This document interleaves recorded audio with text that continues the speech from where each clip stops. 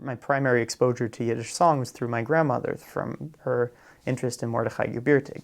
So she gave me this book of Gebirtig songs that I was looking at, and I started learning these like really dark, late Gebirtig Holocaust songs, horrible.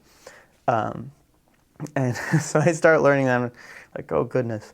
And then it was actually coming to be my end of my time at school, and I needed to put together a senior recital. So I thought, all right, I'll put together a piece of music I'll put together some sort of concert that'll have everything I do. So I'll put, I want to sing a Yiddish song, that would be really cool. And I want to have some improvised music, and I'll have some compositions.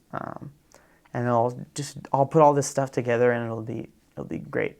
Somehow the piece then grew into one piece of music that was a song, a suite, basically seamless between 4 Yiddish songs. So 2 songs by Gebirtig and Warshawski song and another and Raisin. So with improvised sections between, and it worked in some ways, actually, I would say. And that was my first concert in performing in Yiddish. It was in May 2007. Now I'm sort of evolving back to new music and composition, or thinking more compositionally.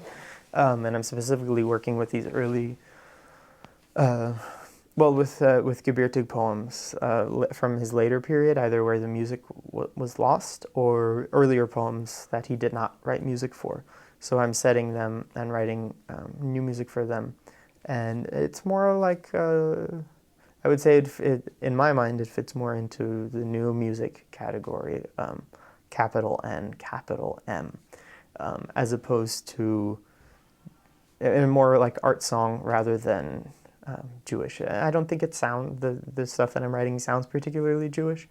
I think because I do incorporate some of those stylistic things, and the language, I think, using Yiddish, it lends itself to, it's Jewish, no question about it.